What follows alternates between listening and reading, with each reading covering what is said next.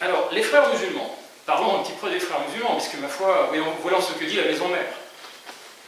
Les frères musulmans, c'est une confrérie. C'est une confrérie qui a été créée suite à l'abolition du califat en Turquie par l'Atatürk. L'Atatürk a aboli le califat, je ne dis pas de bêtises, le 3 mars 1924. Donc, Mustafa Kemal, un homme assez remarquable, qui a créé une constitution laïque pour la Turquie, c'est l'homme qui disait, un petit peu avant, le droit souverain de disposer d'elle-même réside dans la nation. Or, la maison d'Osman, la dynastie ottomane, s'est abrogé ce privilège par la force, et c'est par la violence que ses représentants ont régné sur la nation turque et ont maintenu sur elle leur domination pendant 10 siècles.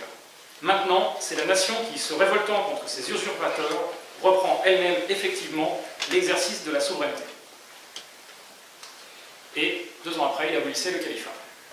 Eh bien, en réaction à ce type de réaction, qui pour certains était considéré comme une occidentalisation néfaste de la société musulmane, en 1928, Hassan al-Banna donc, a créé la confrérie des frères musulmans.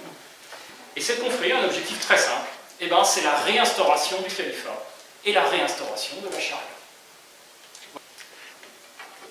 Les frères musulmans sont une organisation profondément réactionnaire.